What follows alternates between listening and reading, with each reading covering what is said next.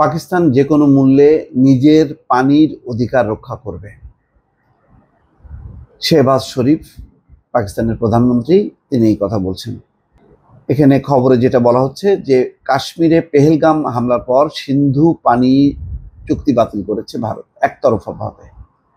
এটা বিশ্ব ব্যাংকের মধ্যস্থতায় 1960 সালে যে চুক্তি হলো সেটা একতরফাভাবে ভারত এটা স্থগিত করেছে। এখন সমস্ত বাঁধ বা স্থাপনা উজানের দেশ হিসেবে ভারতে আছে, সেই প্রবাহটা বন্ধ করছে যাতে পানি প্রবাহ না হয়। আর পাকিস্তানের 80% কৃষিকাজ নির্ভর করে এই সিন্ধু নদের পানির উপর, এবং সেখানে কিছু পানি বিদ্যুৎ আছে। সেই কারণে পাকিস্তান এটা ভীষণভাবে রিয়াক্ট করেছে যে যেটা আন্তর্জাতিক চুক্তি, সেই চুক্তি তারা কিভাবে লঙ্ঘন করে, কিভাবে তাদের দেশের ভেতরে প্রবাহিত নদী যেটা উজানের দেশ হিসেবে ভারত সেটা বন্ধ রাখে। এই নিয়ে প্রতিক্রিয়ায় শেহবাজ শরীফ বলছেন যে পাকিস্তান যে কোনো মূল্যে নিজের পানির অধিকার রক্ষা করবে। শনিবার পিটিভি ওয়ার্ল্ডের প্রতিবেদনে বলা হয়, ইরানের নবনির্বাচিত প্রেসিডেন্ট মাসুদ পেজেশকিয়ানের সঙ্গে টেলিফোনে আলাপের সময় পাকিস্তানের প্রধানমন্ত্রী এই হুঁশিয়ারি উচ্চারণ করেন। আলাপকালে শেহবাজ শরীফ আরও জানান, পানিকে অস্ত্র হিসেবে ব্যবহার কোনোভাবেই মেনে নেওয়া হবে না। পেহেলগাম হামলার প্রসঙ্গে তিনি স্পষ্ট করে বলেন, এই হামলার সঙ্গে পাকিস্তানের কোনো সরাসরি বা পরোক্ষ সম্পর্ক নেই, বরং গত 2 দশকে সন্ত্রাসবাদের বড় শিকার হয়েছে পাকিস্তান।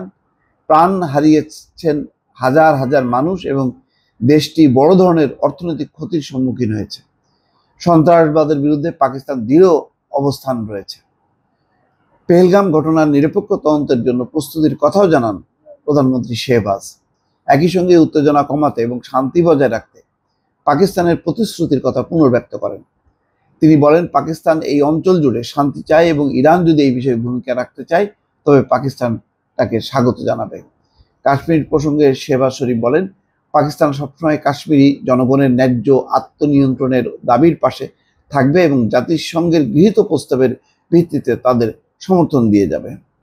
উল্লেখ্য, 1989 সাল থেকে ভারত শাসিত জম্মু এবং কাশ্মীরে বিদ্রোহ চলছে। বহু কাশ্মীরি মুসলিম এই আন্দোলনকে সমর্থন করে এবং তারা চান অঞ্চলটি হয় পাকিস্তানের সঙ্গে যুক্ত হোক বা স্বাধীন রাষ্ট্র হিসেবে আত্মপ্রকাশ করুক।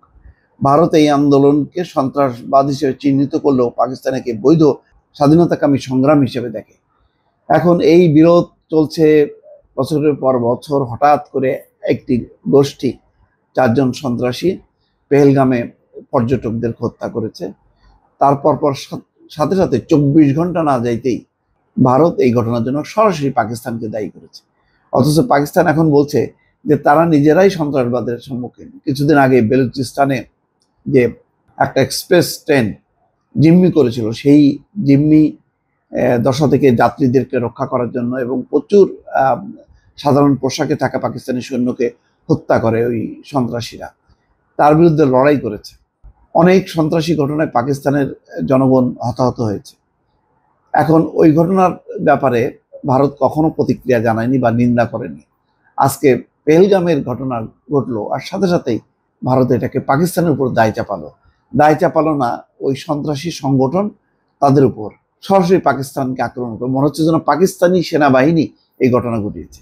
এই ধরনের ব্লেম গেম দিয়ে ভারত নিজেদের দেশে একটা উত্তেজনা তৈরি করতেছে, একটা হাইপ, যেখানে এখন কাশ্মীরের মানুষ সন্ত্রস্ত, তাদের শিক্ষার্থীরা ঘর থেকে বেরোতে পারছে না। বিভিন্ন রাজ্যে যারা পড়াশোনা করছে তারা হোস্টেলে রুমবন্দি। তারপরে মুসলিম বিদ্বেষী একটি প্রচারণা শুরু হয়েছে। এই অবস্থায় ভারত শাসক গোষ্ঠী তার রাজনীতি স্বার্থ চরিতার্থ করছে, কিন্তু মাঝখানে পাকিস্তানকে বিপদে ফেলাচ্ছে এবং পাকিস্তানের ভেতরে প্রবাহিত সিন্ধু নদ, সেই নদের পানি তারা উজানে আটকে দিয়েছে। তো এইটার ব্যাপারে অবশ্যই প্রতিক্রিয়া হবে এবং পাকিস্তানের দলমত নির্বিশেষে সবাই কিন্তু এটার বিরুদ্ধে দৃঢ় অবস্থান নিয়েছে। বিলওয়াল ভুট্টো বলেছেন যে হয় সিন্ধু নদে পানি প্রবাহিত হবে, নতুবা তাদের রক্ত প্রবাহিত হবে। দর্শক ভালো থাকবেন, আল্লাহ হাফেজ।